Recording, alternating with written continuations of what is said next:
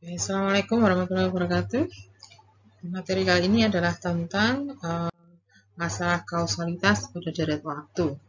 Jadi di sini beda dengan kausalitas pada data cross section yang sudah sering saya bahas, bahwa di situ kita hanya membahas satu time frame. Jadi X menyebabkan Y di periode yang sama.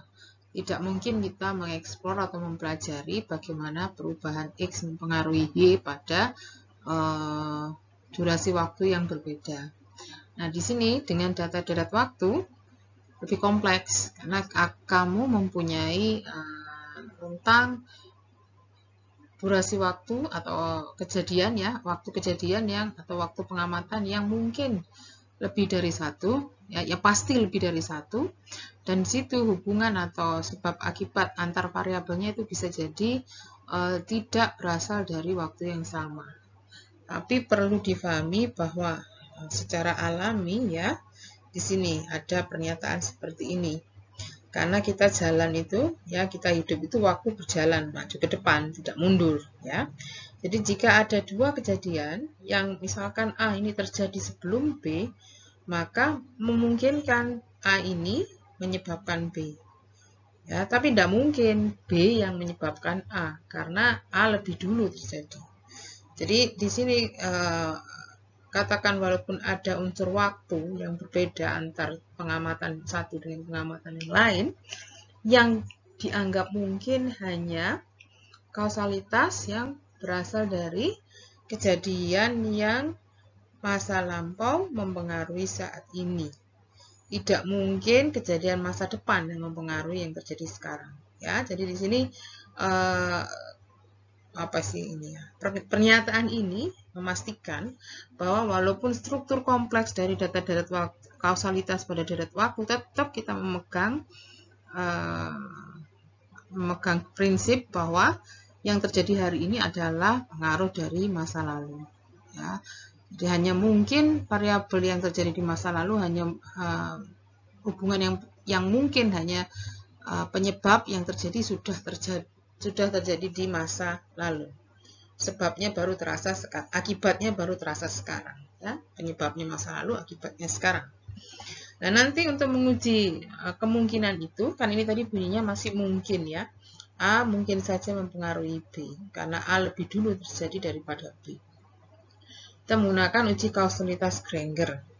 Ya, jadi di sini uji ini mengasumsikan bahwa semua variabel yang terjadi di masa lalu itu menyebabkan apa yang terjadi di saat ini. Awalnya gitu. Dianggap semua mempengaruhi, tapi nanti dari uji ada yang tereliminir. Jadi belum tentu semuanya. Jadi di sini contoh saya menggunakan ilustrasi kasus GDP versus suplai uang. Jadi di sini dianggap ada kausalitas dua arah. Jadi kita nggak pakai teori ini ya, tidak menggunakan teori ekonomi makro. Di teori ekonomi makro sendiri memang ada mana yang mempengaruhi di sini. Apakah GDP yang mempengaruhi suplai uang atau sebaliknya. Di sini kita tidak berlandaskan pada teori tadi, tapi mencoba menggunakan uji berdasarkan deret waktu dari kedua variabel ini. Pertanyaannya itu tadi, apakah GDP yang menyebabkan suplai uang atau sebaliknya suplai uang yang menyebabkan GDP.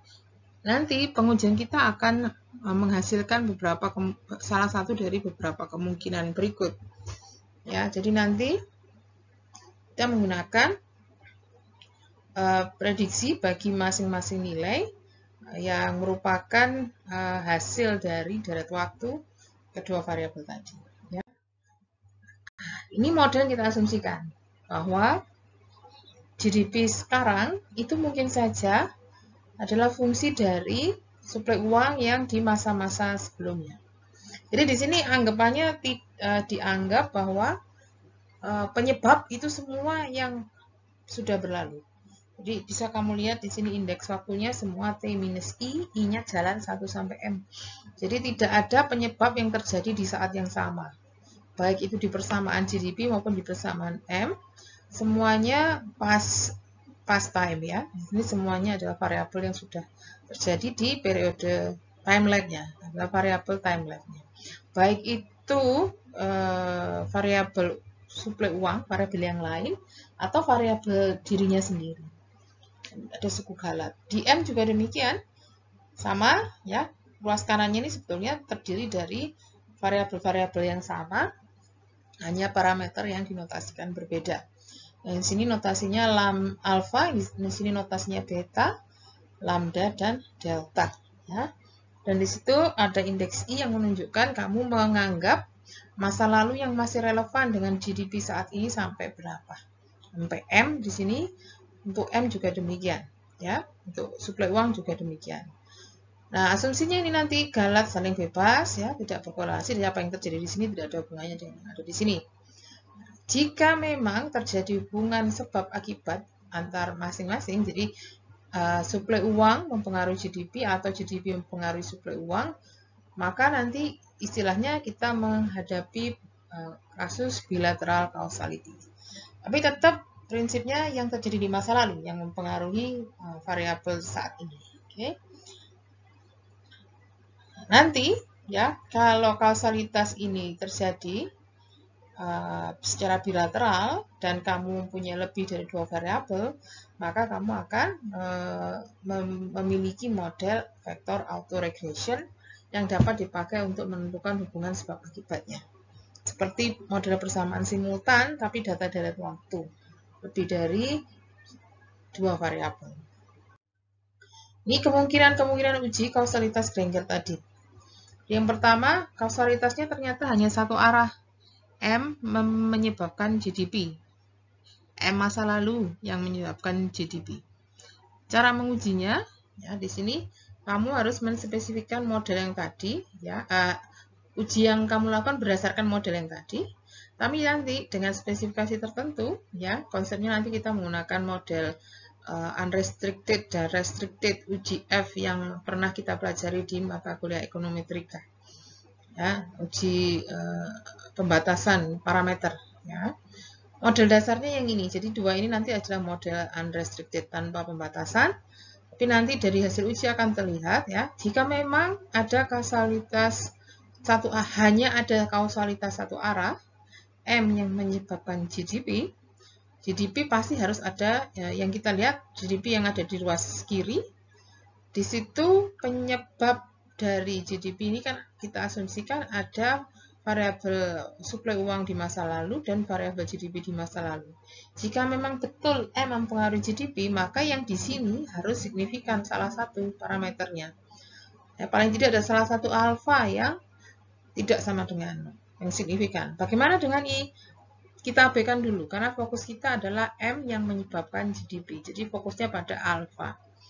Ini ya, paling tidak ada satu alfa yang tidak sama dengan 0. Oke, nah model yang kedua untuk memastikan bahwa satu arah. Satu arah itu berarti M menyebabkan GDP, tapi GDP tidak menyebabkan M. Tidak mempengaruhi M. Kalau tidak mempengaruhi, berarti parameter di sini nilainya 0 semua. Ya, jadi di sini ceritanya nanti suplai uang hanya dijelaskan oleh dirinya sendiri di masa lalu, tidak dijelaskan oleh GDP di masa lalu. Sebagai perwujudannya, deltanya harus 0 semua. Tapi ingat, ini nanti dari proses uji. Kita hanya menunjukkan kemungkinan pertama itu terjadi jika di model GDP, alfa miliknya M ini ada yang signifikan, paling tidak, atau signifikan semua. Sedangkan yang model suplai uang, GDP di ruas kanannya tidak signifikan. Ya, parameter delta di situ 0 semua. Oke, kalau itu yang terbukti, maka pasti bisa disimpulkan M yang mempengaruhi GDP, tapi tidak sebaliknya. Kemungkinan yang kedua yang ini, logikanya tinggal dibalik. Ya, GDP menyebabkan M, jadi fokus kalian pada M yang di ruas kiri terlebih dulu, persamaan kedua. Nah, di situ, ya, jika memang benar mempengaruhi, maka delta inilah yang nanti paling tidak salah satu tidak sama dengan 0. Ya, satu atau semuanya tidak sama dengan 0. Satu arah berarti hanya ini saja. Ya, GDP mempengaruhi M, tapi M tidak mempengaruhi GDP. Tidak mempengaruhi berarti di situ alfanya semua 0. Perkara ini terserah, ya, ada ataupun tidak itu berarti kita menganggap bahwa GDP itu deret waktu yang dijelaskan oleh dirinya sendiri di masa lalu. Ya, jadi ini yang satu arah yang GDP menyebabkan M. Kalau terjadi dua-duanya bagaimana? Kausalitas bilateral di sini namanya. Feedback atau kausalitas bilateral. Sama seperti tadi fokusnya. Ya, ini persamaan 1, persamaan 2. Nanti fokusmu di sini alfa sama-sama alfa paling tidak 1 atau semuanya tidak sama dengan 0. Kalau yang ini fokusnya ada pada delta. Yang miliknya cross ya. Ini GDP dipengaruhi M, ini M dipengaruhi GDP. Ya, jadi paling tidak alfa ada yang tidak sama dengan 0, paling tidak delta ada yang tidak sama dengan 0. Tuh, kalau feedback kausalitas. Kalau ini dua-duanya ya, saling mempengaruhi. Kalau yang seperti ini, nah ini artinya tidak ada keterkaitan antara M dan GDP secara statistik. Dan itu bisa dibuktikan ketika ini semuanya alfa semuanya tidak signifikan, yang di sini semua delta tidak signifikan. Jadi dua deret waktu yang terpisah. GDP deret waktu sendiri, M deret waktu sendiri, tidak ada hubungan sebab akibat. Ya, tidak saling mempengaruhi. Nah, jika X penyebab Y, pastinya nanti secara Granger ini X-nya terjadi di masa lalu. Jika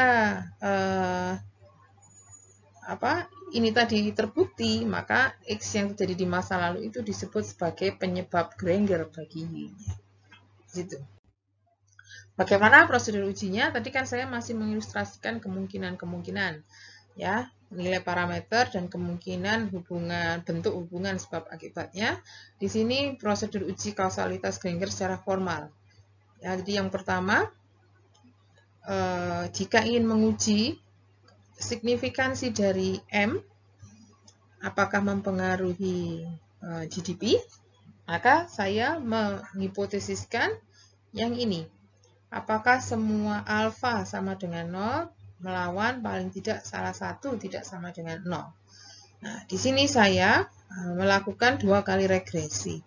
Regresi restricted, jadi saya seolah-olah menganggap M tidak mempengaruhi GDP yang saya bentuk. Alfa ini koefisiennya suplai uang ya. Ini koefisien MT-1, MT-2 sampai MT yang minus M. Ya. Saya menganggap ini 0 semua. Ya, sehingga bentuk yang tadi, yang semula bunyinya ada ini yang pertama, terus di sini ada alfa M itu. Nah, ini T min I, ini I1 sampai M, ini juga gitu alfa I, T min I, I1 sampai M. Kalau semua alfa dianggap 0, maka saya hanya dapat yang depan ini. Ya, dalam bentuk seperti ini, itu nanti namanya model restricted. Ya. Kemudian model yang unrestricted yang bagaimana? Model yang unrestricted adalah yang lengkap. Ini ya, yang lengkap dengan suku alfa. Ya. Dari kedua model tadi, yang kita butuhkan itu bukan penduga parameternya, melainkan JK Galat. Ya, di sini istilah saya residual sum of square. JK Galat dari model pertama yang restricted dengan JK Galat dari model kedua yang unrestricted, yang tanpa batas. Jadi dengan dua besaran JK Galat inilah nanti kita menggunakan statistik uji F dengan bentuk yang seperti ini, di mana M-nya adalah banyaknya suku time lag yang diabaikan, atau banyaknya tadi kamu mengenolkan berapa alfa. Kalau mengenolkan M alfa, 4 alfa ya nanti di sini M-nya 4. Kemudian K parameter yang digunakan pada model unrestricted. Kalau lengkap tadi ya 2 kali M ya mestinya ya. Suku alfa sebanyak M suku beta ada M suku. Dan N ukuran sampel. Ya, nilai statistik uji ini akan dibandingkan dengan atau dihitung nilai Pi-nya menggunakan sebaran F dengan derajat bebas M, N minus K. Jika ditemukan nilai ekstrim yang p-value-nya kecil, maka kita tolakkan 0, yang menyatakan bahwa alfa itu salah satunya ada yang signifikan, yang tidak sama dengan 0, sehingga memang harus ada suku M di dalam model, konsekuensinya M di masa lalu itu memang mempengaruhi GDP. Nah, langkah ini diulang untuk pengujian yang sebaliknya. Fokusnya pada parameter yang berhubungan dengan GDP, ya. Jadi ruas kanannya M, nanti yang ada GDP di ruas kirinya variabel suplai uang, ruas kanannya adalah variabel masa lalu dari GDP maupun suplai uang, tapi fokus pengujiannya ada pada parameter variabel GDP. Nah, nanti ya sebelum kamu melakukan uji kausalitas Granger, kamu harus memastikan bahwa deretnya itu harus stasioner. Jadi kalau nggak stasioner nggak boleh ya. Nah, terus stasioner, baru nanti hasil pembedaan jika itu dibutuhkan untuk membentuk deret yang stasioner, baru kita mencoba melakukan uji kausalitas. Mengenai berapa suku lag yang dipakai itu memang tidak ada aturan pasti, biasanya trial error ya, atau coba kamu cek AIJ-nya mana yang paling kecil ya. Nanti seperti tadi sempat saya singgung, yang kita perhatikan adalah JK galatnya saja dari dua model tadi, karena mau dipakai di uji F yang menentukan hubungannya satu arah atau dua arah itu tadi ya. Jadi kita tidak fokus pada penduga koefisien model, hanya pada JK galat yang dipakai untuk uji F yang membandingkan restricted dan unrestricted sesuai koefisien yang akan kita uji untuk menentukan berapa pengaruhnya timbal balik atau hanya satu arah. Nah, ini contoh ya, saya punya kasus ini yang tadi sudah ada angkanya ya, satuannya juta dolar, tapi diamati dari tahun 1979 kuartal 1 sampai 1988 kuartal 2. Saya mencoba membuat langkah pertama yang tadi ya, yang model penuh, ada alfa, ada beta, ada MT-I, ada JDP-I di ruas kanan. Kemudian saya menghitung JK galat unrestricted. Inputkan dengan bantuan Gretel mungkin ya. Nah, GDP sebagai fungsi dari seluruh, ini tadi saya pakai lagnya sampai 4 ya. Ini tadi yang saya bilang trial error ini sebenarnya. Kalau kamu mau cek ini sampai berapa bisa dilihat sini ya, di AIJ-nya kalau mau komparasi. Ya, saya nggak compare ya, asumsi saja hanya 4 time lag di situ. Nah, yang saya perhatikan bukan signifikansi dari koefisien ini, bukan juga yang lain-lain, tapi saya fokusnya ke JK galatnya ini, sum square of residue. Ini adalah JK galat model tanpa pembatasan, unrestricted. Kemudian yang kedua, kalau ingin menguji apakah M mempengaruhi GDP, maka yang ada suku alfanya tadi, yang ada suku MT-I-nya saya hilangkan, karena dianggap alfanya 0 semua. Maka saya hanya meregresikan model restricted ya, GDP fungsi sebagai GDP time lag. Coba diatur di Gretel untuk memunculkan suku time lag ya, time lag 1 sampai 4 lah katakan tadi, supaya sama dengan pengujian yang pertama. Nah, di sini hipotesisnya semua alfa sama dengan 0, minimal salah satu ada yang tidak sama dengan 0, tapi nanti tidak dari ini lihatnya ya, di-compare sama yang tadi, yang unrestricted. Terutama pada bagian JK galat ini yang kita pakai untuk memastikan. Jadi JK galatnya dilihat di bagian yang sama, hanya saja di sini modelnya tinggal menggunakan GDP time lag tanpa menggunakan suplai uang time lag. Sudah dihitung ya, masukkan JK galat tadi dengan parameter atau besaran M 4. Jadi karena kita membuang 4 time lag itu tadi, suku alfanya ada 4, parameternya ada 9, model penuh, tapi di situ sebenarnya 8 plus 1, ini saya pakai intercept berarti. Kemudian ada total 36 pengamatan. Nah, sudah di sini p-value-nya kalau mau pakai 10% masih bisa kita tolak. Ya, pakai alfa 10% masih bisa kita tolak, sehingga bisa disimpulkan bahwa memang M menyebabkan GDP. Nah, sekarang sebaliknya, ya, langkah kedua. Kalau tadi yang GDP di ruas kiri, Sekarang model M yang di ruas kiri untuk model penuh sama model 2 ya. Ini ada suku MT-I, ada suku GDP T-I. Nah, fokus kita nanti ada pada yang delta ya. Ini dibentuk dulu pendudukannya, tapi nanti fokus kita adalah pada perolehan JK Galat. Oke, JK Galat unrestricted dapatnya di sini. Tidak usah lihat signifikansi dari parameter di sini.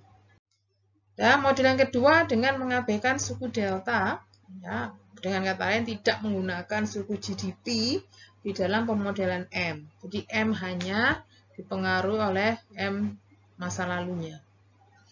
Udah, maka outputnya nanti kita butuhkan JK Galatnya saja, ya, nih, untuk menguji delta ini tadi, ya, digabung dengan hasil yang unrestricted.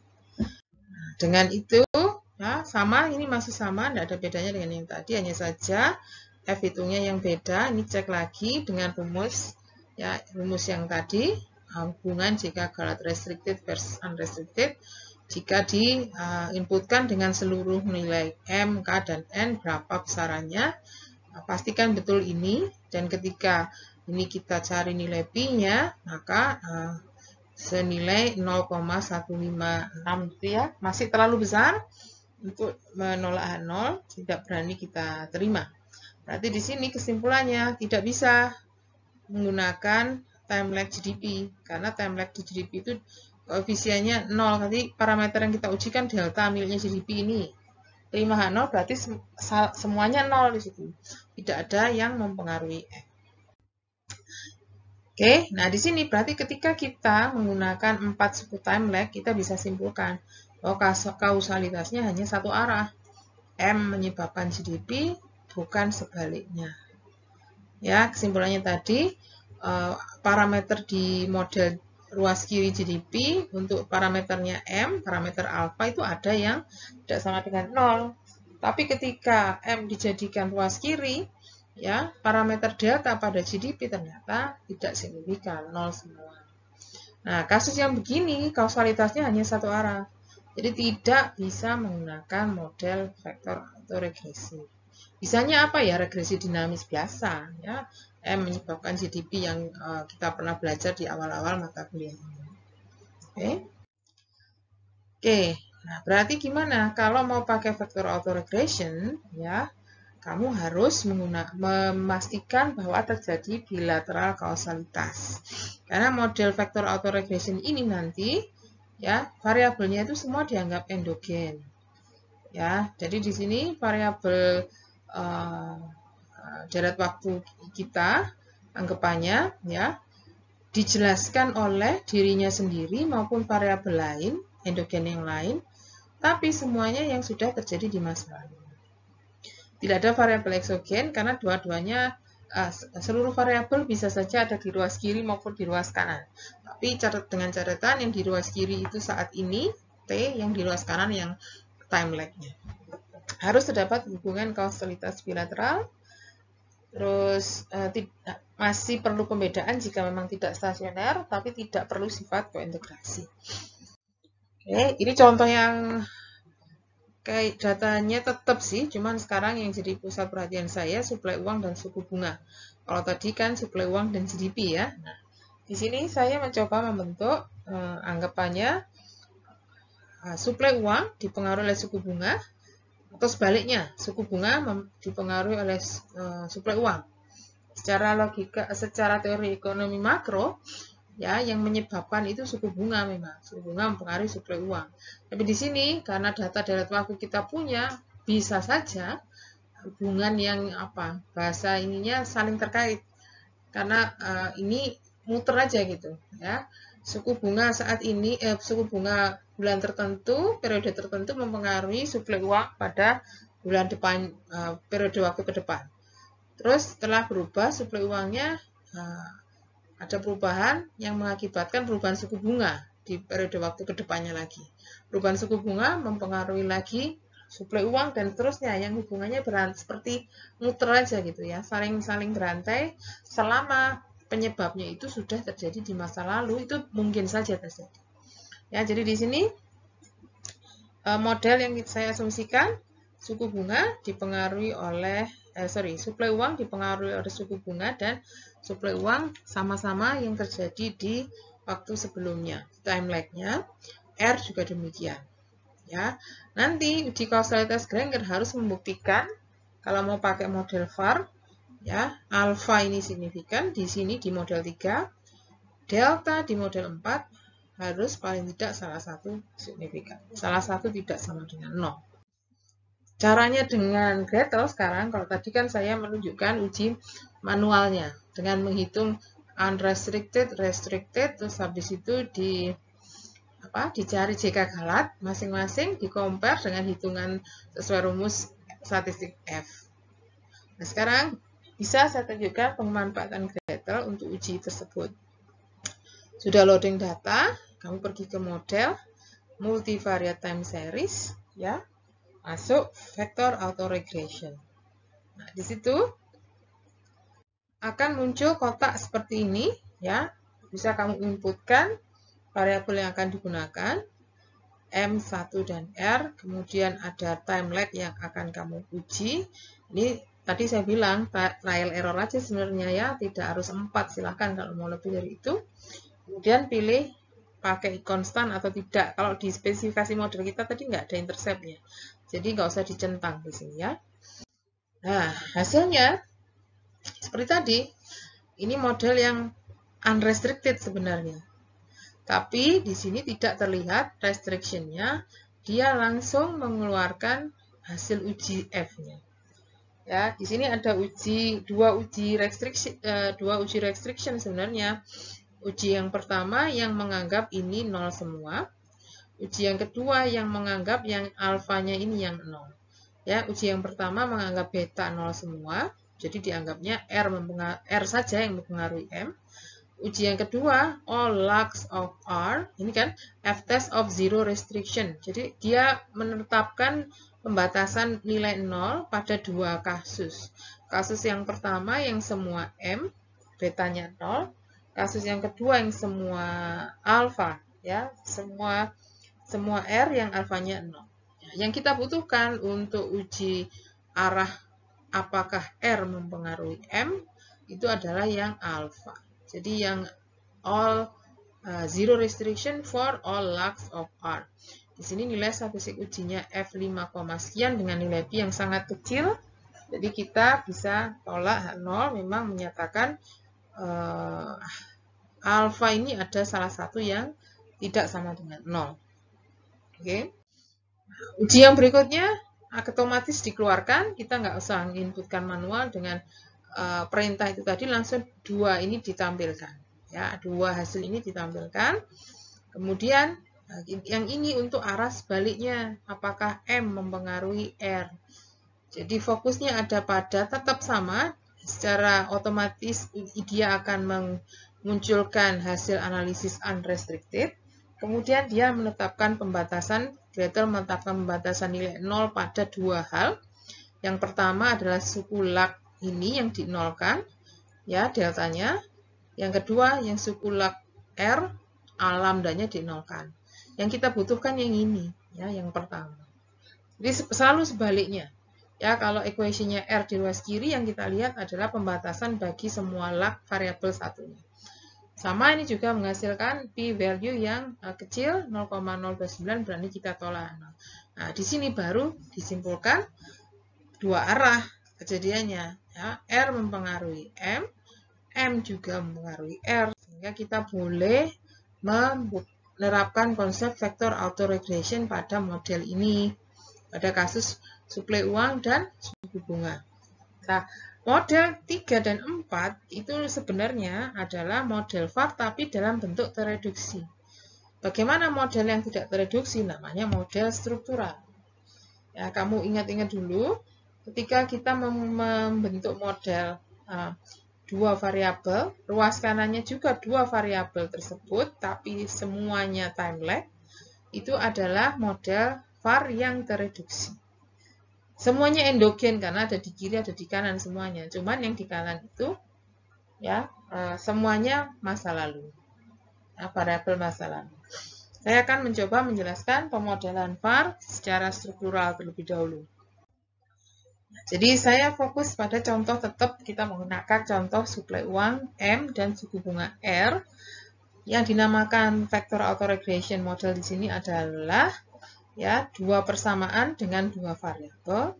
Cuman variabel penyebab yang ada di ruas kanan itu isinya time lag, ya, dirinya sendiri dan time lag. Ya, jadi di sini lihat model yang pertama M.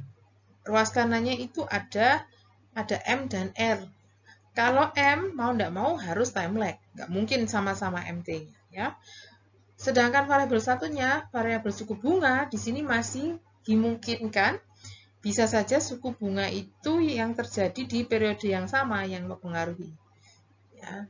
Kalau misalkan tidak cukup dengan periode yang sama, dia model ini juga mespesifikasikan RT-1. Kenapa ini minus? Nanti dulu, nanti akan kalian lihat kenapa penyebabnya. Ini hanya untuk kemudahan spesifikasi model. Jadi ada M, ada R di ruas kiri maupun di ruas kanan. Dengan catatan kalau variabelnya sama, selalu time lag-nya saja yang dipakai. Ini RT, di sini RT-1. Tapi variabel yang lain boleh dianggap sebagai penyebab mulai periode T mundur ke belakang. Ini var hanya sampai 1 time lag.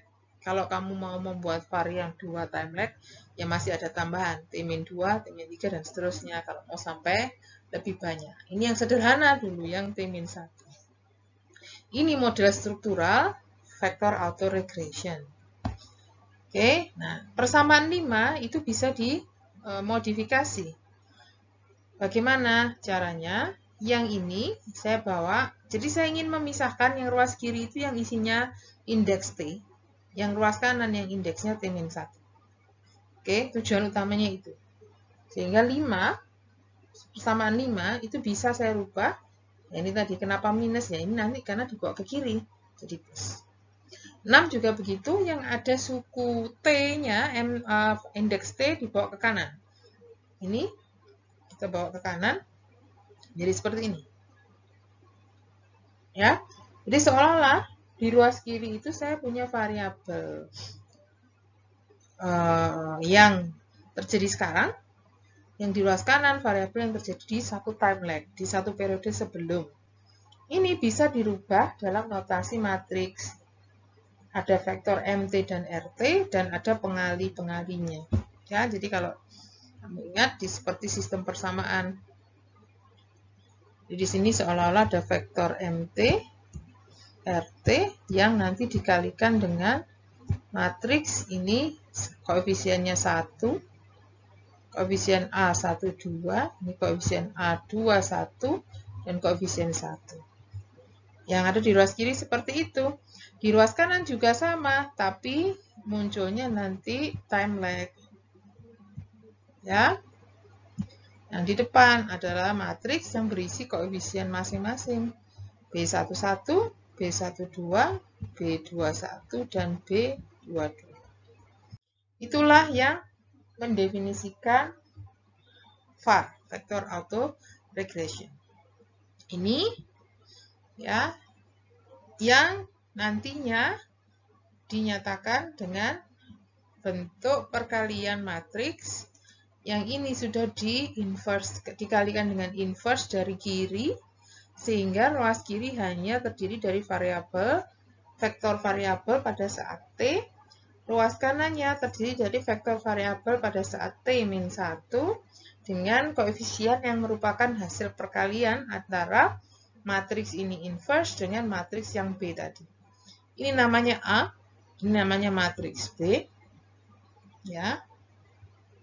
Yang bentuknya bisa sederhana seperti ini. Ini A inverse, ini B. Kemudian hasil perkalian A inverse dan B saya nyatakan dengan matriks beta 1, alfa 1, delta 1, lambda 1. Yang kalau saya cocokkan dengan ya bentuk yang 3 dan 4 itu sebenarnya sama. Hanya saja yang 3 ini berlaku general, I-nya 1 sampai M. 4 juga gitu, I-nya jalan 1 sampai M. Kalau kamu membuat model ini berhenti sampai T-1 saja, contoh, misalkan MT saya hanya pakai satu time lag, maka MT bunyinya alfa 1 RT-1 plus beta 1 MT-1. R akan berbunyi lambda 1 RT-1 plus delta 1 MT-1 yang sama persis dengan hasil kita ini. Ya, jadi kesimpulannya apa? Ya, model ini yang kita pakai untuk uji Granger itu ya, kausalitas Granger itu tadi, sebenarnya adalah model VAR. Kalau memang berlaku kausalitas dua arah, maka model ini adalah model VAR yang tereduksi.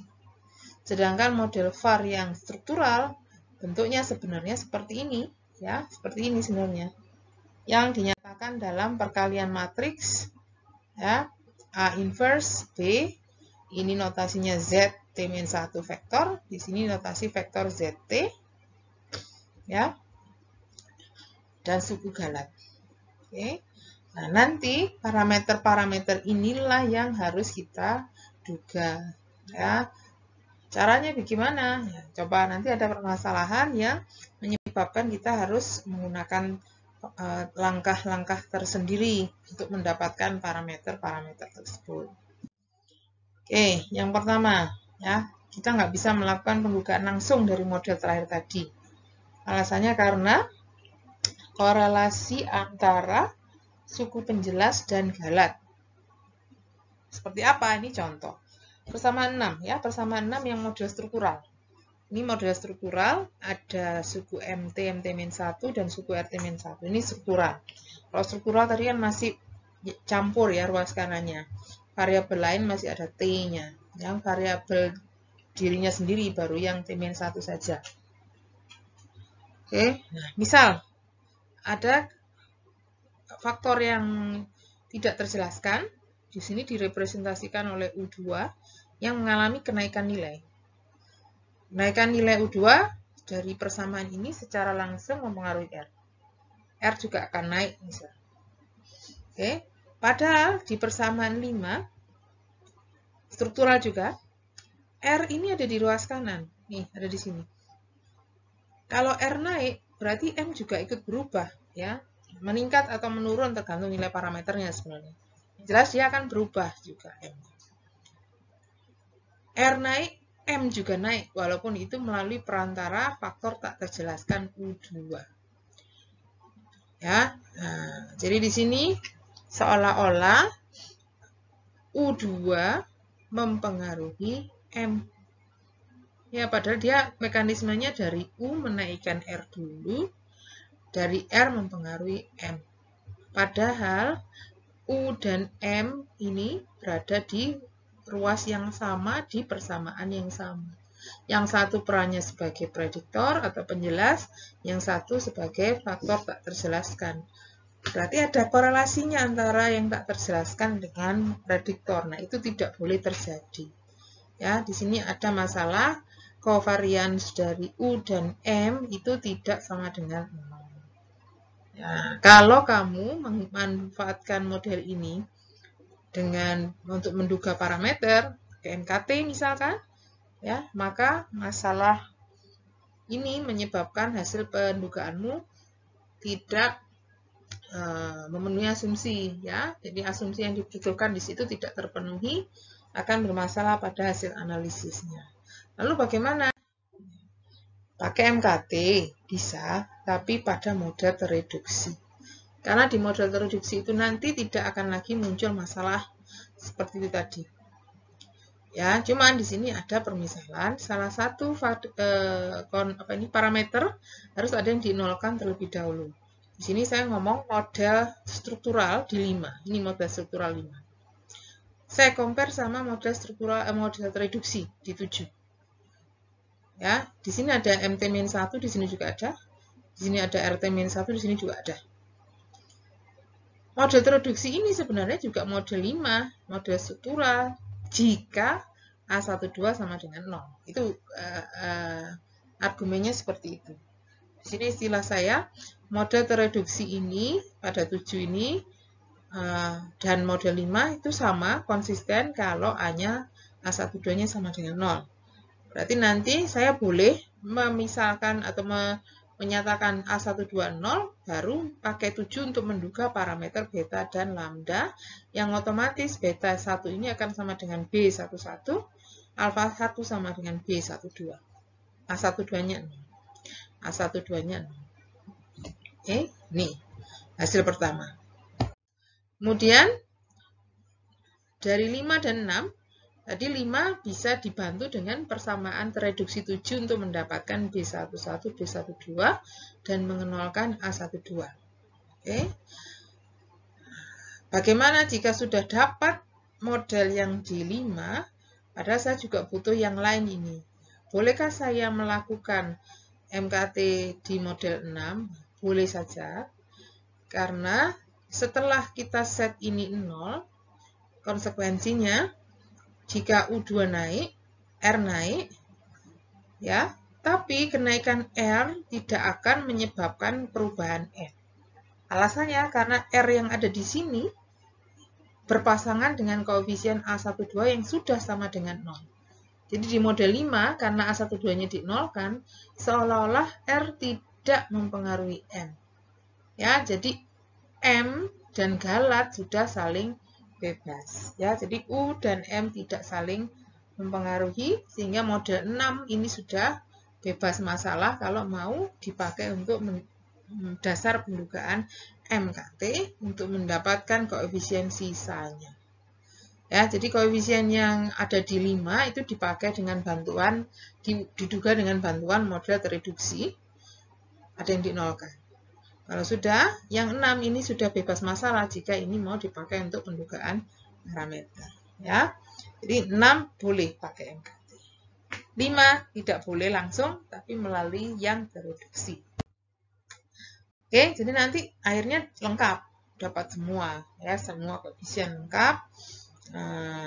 Hubungannya nanti yang perlu kita perhatikan ketika semua koefisien dapat, yang dibutuhkan nanti adalah hubungan ini. A inverse kali B, A-nya ini di inverse kali matriks B ini nanti harus sama dengan, ya, ini parameter model struktural, A dan B ini parameter model struktural, dengan bentuk A inverse kali B, hasilnya harus sama dengan parameter model tereduksi. Itu.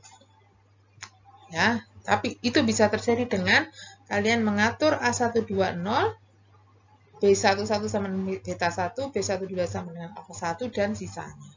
Yang akhirnya nanti kalau ini kita kalikan masing-masing, hubungan ini akan berlaku. Hubungan ini diperoleh dari ini inverse-kan kali B, ya, nanti akan ketahuan delta 1 itu produk dari perkalian baris kedua inverse kali kolom pertama B, ya kan? Untuk delta, untuk lambda itu perkalian dari baris kedua matriks inverse matriks ini kali kolom kedua B. Hubungannya nanti harus dicek dulu. Ya, ini untuk memeriksa apakah hubungannya berlaku. Oke, langkah-langkahnya. Jadi yang pertama, kamu menduga MKT bagi bentuk tereduksi. Persamaan yang pertama, ya, reduksi itu M fungsi dari RT-1, MT-1 di persamaan 7. Untuk yang R sebagai fungsi dari MT-1 dan MT-1 di persamaan 8. Habis itu baru boleh yang model struktural, ya. Yang ini nanti ada yang dinolkan, sedangkan struktural yang ini bebas dari masalah karena A-nya yang ada di sini tadi sudah dinolkan. Terus baru dilengkapi, ya. Baru dikait-kaitkan posisi seluruh parameternya. Itu bisa kamu untuk yang mendapatkan model tereduksi tadi bisa dipakai bantuan Gretel. Di Gretel yang tadi saya pakai untuk uji kausalitas Granger itu bisa juga dipakai untuk mendapatkan model hasil model tereduksi. Jadi pergi ke vector autoregression, model vector regression multivariate time series. Nanti di sini bisa kamu keluarkan ini kotak ini, ya, yang silahkan dipindahkan variabel yang jadi perhatian kita, punya kita tadi kan M dan R. Pindahkan ke kotak ini, Lagnya kita buat satu saja, karena model var kita ini kan hanya time lag 1. Ya, sudah. Tanpa intercept juga, jadi ini nggak usah diapa-apakan. Ya. Output yang pertama, di sini yang saya pakai ini. Ya, kalau yang tadi untuk uji kausalitas bisa dilengkapi dengan yang zero restriction, tapi kan itu sudah kita uji di depan, jadi kita fokus saja pada persamaan reduksinya. Ya, persamaan reduksi di sini M sebagai fungsi dari MT-1 RT-1. Ini yang kita ingin dapat. Nah, beta 1 topinya sudah ketemu 1,032 ini. Alfa 1 topi ketemu min 44,9. Oke. Nah, penduga model tereduksi tadi, ya, jika kita menggunakan A12 sama dengan 0, sebenarnya merupakan sekaligus penduga model struktural. Oke, jadi model struktural sebenarnya ini. Ya, sehingga ketika ini dianggap 0, maka 1,032 sekaligus adalah penduga bagi B11, min 44,91 sekaligus penduga bagi B12. Jadi sudah kita peroleh 3 penduga koefisien bagi model struktural sekaligus 2 koefisien bagi model tereduksi. Oke.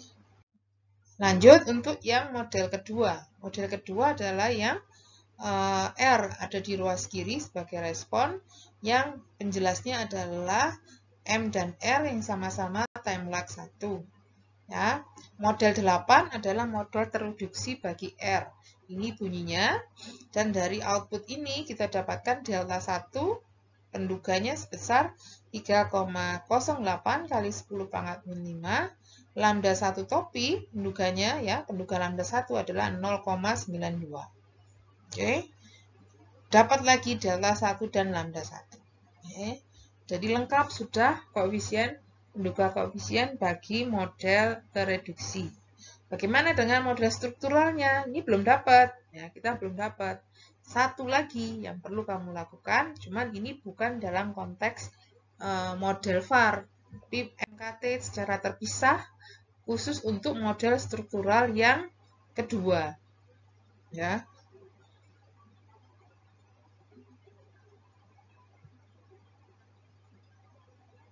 Jadi tadi di model 7 kita sudah dapatkan dari model 7 dan 5 pendugaan model tereduksi kan kita sudah dapat ini ya. Nah, model struktural yang 6 ini yang belum supaya lengkap, dan di situ dengan catatan sudah saya jelaskan tadi. Tidak masalah, karena dengan A120 ini tadi masalah covariance ini sudah kita atasi. Ya. Lakukan pendugaan model struktural yang kedua, yang model R. Jadi sudah saya sampaikan tidak menggunakan menu var, tapi langsung menggunakan MKT dengan respon RT, respon R, dan prediktor MT, MT-1 dan RT-1. Silakan dicek di Gradle bagaimana memunculkan variabel time lag bagi ubah respon maupun prediktornya. Outputnya seperti ini, yang saya tuliskan langsung di sini. RT topi sama dengan min 0, sekian MT plus 0,00188 MT min 1 dan 0,914 RT min 1. Dari sini bisa kita identifikasi bahwa A21-nya sebesar 0,000152, B21 yang ini, B22 yang ini. Oke, jadi lengkap sudah semua parameter model strukturalnya kita dapatkan. Untuk lengkapnya bisa kita lihat ya, ini saya tunjukkan satu persatu. Model tereduksi ini bisa kita identifikasi beta, alfa, delta, lambdanya dari model penduga persamaan tereduksi di 7 dan di 8. 1,032 ini beta, ini alfa, ini delta, ini lambda. Sehingga kita bisa langsung tuliskan ini semua 1, 2, 3, 4 itu di sini di matriks ini sebagai representasi penduga model tereduksi. Oke, yang belum bisa kita tuliskan adalah parameter model struktural yang di belakang ini. Di persamaan 7 sudah tadi diasumsikan bisa dibawa atau dikonsistenkan dengan bentuk persamaan struktural dengan catatan A12-nya 0. Jadi di sini 12 bisa saya nolkan, 0. Dari situ saya bisa identifikasi B11 dan B12 yang sama dengan 1,032 dan minus 44,91. Tapi saya belum bisa mendapatkan A21, B21, dan B12. Ya, baru bisa setelah saya menduga model struktural yang di persamaan 6 tadi, yang tadi pakai MKT terakhir tadi. Di situ modelnya adalah min 0,00152 M plus 0,00 sekian MT min 1 dan 0,914. Nah, dari situ teridentifikasi A21-nya 0,00152, B21-nya yang ini, B22 yang ini. Dilengkapi, diletakkan di matriks vektor sesuai letaknya di sini. Tadi A12-nya 0, ini A21, ini pasti 1. Yang baris atas tadi sudah dari sini. Yang baris bawah dari 0,00188 dan 0,91. Nah, matriks inilah nanti yang dinamakan matriks A inverse kali B. Yang ini vektor ZT, yang ini vektor ZT-1. Nah, hasil ini tadi, ya, sebenarnya bisa dipastikan apakah hubungannya sudah betul jika kalian melakukan perkalian antara inverse matriks ini dengan matriks B, maka nanti hasilnya harus berlaku seperti ini. Ya, delta 1 ini adalah hasil perkalian dari baris kedua matriks inverse A dengan kolom pertama, ini bentuknya. Sedangkan lambda 1 yang di sini adalah hasil perkalian dari baris kedua inverse matriks A dengan kolom kedua. Bentuknya seperti ini. Ini hanya untuk memastikan saja apakah memang betul hubungannya seperti itu dan di milik kita betul. Ya. Nah, kritik mengenai model VAR itu adalah tidak ada landasan hubungan sebab akibat. Itu tadi sudah saya kemukakan di depan. Kemudian yang kedua, jika pakai time lag yang terlalu mundur ke belakang, kehilangan derajat bebas. Nah, interpretasi yang ketiga ini yang agak susah. Karena memang tidak didasari pada teori yang dipakai, ya, tidak ada teori yang melandasi. Berarti untuk apa nih model VAR pemanfaatannya? Ya, nah model VAR ini lebih ke arah hubungan jika terjadi perubahan di salah satu variabel, efek berikutnya ke variabel yang lain itu seperti apa dari waktu ke waktu. Ya, dan ini nanti alatnya adalah mempelajari bentuk impulse response function. Jadi ini akan lebih informatif pemanfaatan model VAR. Jadi namanya shock, ada shock, ada penyebab, ya, faktor tak terjelaskan yang menyebabkan perubahan salah satu variabel. Nah, di sini variabel tadi itu dianggap sebagai sumber perubahan yang nanti efeknya pada variabel respons seperti apa dari waktu ke waktu. Karena sifatnya berantai yang tadi saya sempat singgung. Jadi misalkan ada galat yang meningkatkan atau variabel faktor tak terjelaskan yang menyebabkan peningkatan M. MT ini nanti efeknya ke RT pasti dengan hubungan bilateral kausalitas tadi. Padahal nanti RT menyebabkan MT plus 1. MT plus 1 menyebabkan RT plus 1. Ya, RT plus 1 menyebabkan MT plus 2, MT plus 2, RT plus 2, dan seterusnya. Jadi akan terjadi perubahan yang berantai. Ya, dari waktu ke waktu masih tetap ada. Sebaliknya juga demikian, jika ada galat yang menyebabkan perubahan nilai RT. Ya, RT pasti pengaruhnya ke MT, MT ke RT plus 1, RT plus 1, MT minus 1, dan seterusnya.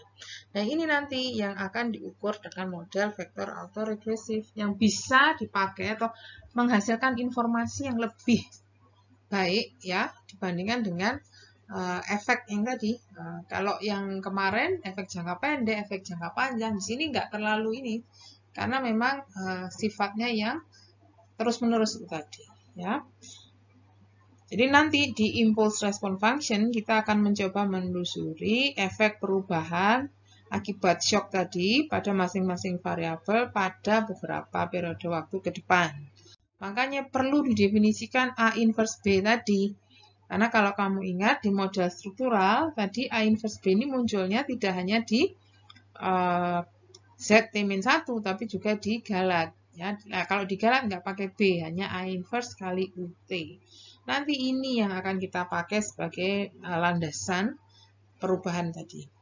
Jadi anggapannya ada yang berubah pada Galat, faktor tak terjelaskan, yang efeknya ke variabel di ruas kiri. Ya, misalkan sumber perubahannya itu adalah Galat yang menyebabkan perubahan M pada T0. Nanti tadi posisinya kan ini untuk M, elemen pertama vektor MT, elemen kedua vektor adalah RT. Kita anggap contoh pertama ini yang berubah adalah M akibat faktor tak terjelaskan, sehingga notasinya Galatnya saya tulis 1, 0.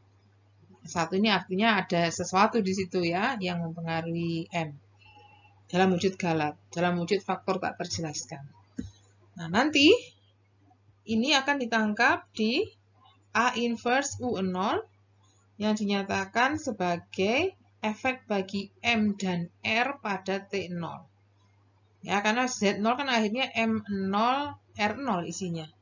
Jadi suku vektor Z0 ini isinya M0 dan R0. Oke. Kemudian ini terjadi di T0. Di T1 bagaimana? Berantai, rekursif. Ya, Z1 ini dari sini Z1 adalah A inverse B Z0 plus A inverse U0. Tapi nanti yang ini kita anggap tidak ada, langsung masuk ke suku yang Z0. Jadi secara rekursif, ketika ini Z0, kita bisa pakai untuk menghitung Z1 dengan hubungan ini. Setelah Z1 dapat dipakai untuk menghitung Z2 dan seterusnya, yang nanti bisa ditelusuri nilai-nilai seperti apa perubahannya. Oke, polanya bisa dilihat. Jadi misalkan itu tadi yang shocknya dari M. Nah, sebaliknya, kalau shock atau perubahan faktor tak terjelaskan itu mempengaruhi R, maka pendefinisian U-nya kita balik bukan 1,0 tapi 0,1. Tapi tetap hubungannya rekursif seperti ini tetap kita lakukan. Ya. Nah, besaran shock ini umumnya dinyatakan, kalau ini kan 1 ya, tapi satunya ini sebenarnya merepresentasikan 1 kali simpangan baku Galat. 1 kali simpangan baku Galat. Ya. Untuk mendapatkan analisis impulse response function tadi di Gretel, kamu pergi dari window ini, window output yang var. Tadi kan kamu ngeklik model var, masukkan variabel, keluar ini outputnya. Walaupun outputnya tadi saya cut aja, saya potong-potong bagian ini saja, yang ini nggak saya sembunyikan. Equation 2 yang ini juga nggak saya tunjukkan ya. Tapi di situ outputnya lengkap. Tapi yang kita pakai setelah mengidentifikasi masing-masing parameter model, pergi ke analisis impulse response. Nah, perintah itu tadi akan menghasilkan output seperti ini, di mana yang pertama ini adalah, kalau kamu baca, respond to a one standard error shock in M1. Jadi di sini diasumsikan ada perubahan faktor tak terjelaskan yang mempengaruhi nilai M suplai uang. Ya, di mana perhitungannya tadi melalui proses rekursif dari Z0 ke akhirnya Z1, Z2, dan seterusnya. Z1 yang dimaksud adalah komponen M1 di waktu suplai uang di periode pertama dan suku bunga di periode pertama. Tadi hubungannya sudah sesuai hubungan bilateral ya, karena ada shock di M, efeknya ya tidak hanya di M saja, tapi juga di R. Begitu ini berubah, pada periode berikutnya juga ada perubahan. Kan tadi hubungannya M mempengaruhi R, R juga mempengaruhi M, ya, M mempengaruhi R, dan seterusnya. Pola umumnya di sini adalah ketika sumber perubahannya adalah faktor tak terjelaskan yang mempengaruhi M, atau suplai uang, maka kecenderungannya suplai uang ini akan naik dari waktu ke waktu. Ini adalah efek dari perubahan faktor tak terjelaskan yang mempengaruhi M saja sebetulnya. Tapi efek sampingnya adalah suku bunga juga mengalami peningkatan dari waktu ke waktu, sesuai hubungan timbal baliknya tadi. Ya, merubah M otomatis juga merubah R. Nah, di sini imbasnya dua-duanya mengalami kenaikan dari satu waktu ke waktu berikutnya. Bagaimana dengan jika shocknya itu yang pengaruhi R? Jadi ini bunyi yang di sini one standard error shock in R. Di R yang mengalami perubahan di awalnya. Ya, dengan hubungan rekursif tadi letak U-nya yang 01, tapi itu pun sudah mengakibatkan perubahan. Nah, awalnya dari Z0 menjadi Z1, Z1 berubah, dapat dipakai untuk menghitung Z2 dan seterusnya. Komponen Z1 itu ini, komponen Z2 ini, akibat dari perubahan suku bunga tadi, efeknya ke suplai uang dan suku bunga periode depan. Ya, karena saling terkait, periode ini mempengaruhi yang kedua, saling terkait, periode kedua mempengaruhi yang ketiga, dan seterusnya. Pattern generalnya, jika shocknya itu berasal dari R, dari suku bunga, kenaikan suku bunga itu akan secara umum malah menurunkan suplai uang. Masuk akal, ya. Padahal itu sudah karena ya pola ini terjadi karena imbasnya itu, ya, ini sebenarnya imbas ya. Perubahan R itu tadi secara general juga mengecil, menurun, suku bunganya menurun. Yang efeknya di sini ke suplai uang juga mengalami penurunan. Ya, jadi ini dari 1,5 dan seterusnya sampai 0, ya. Suku bunga menurun, suplai uang juga mengalami penurunan. Itu karena sumbernya dari R. Nah, itu bisa dibuat plotnya. Jadi plotnya bisa kamu bentuk dari graf impulse respon combine. Jadi kalau tadi dari analisis lihat besaran angkanya, sini lihat grafiknya. Ya, seperti yang tadi saya informasikan. Ketika sumbernya M, maka pengaruhnya ke M berikutnya itu dari waktu ke waktu naik, baik itu di M maupun di R. Tapi ketika sumbernya itu suku bunga, pengaruhnya ke M, dari waktu ke waktu, suplai uangnya akan menurun. Dari waktu ke waktu, suku bunganya juga akan mengalami penurunan. Jadi vektor autoregressive model itu ya harus dilengkapi dengan analisis impulse response function ini, karena hasil ini justru malah yang akan lebih informatif untuk menganalisis pola perilaku dua variabel deret waktu yang saling terkait tadi. Dari saya seperti itu, silahkan dipelajari dulu, silahkan simpan jika ada pertanyaan, sampaikan pada sesi diskusi. Atas perhatiannya, terima kasih. Assalamualaikum warahmatullahi wabarakatuh.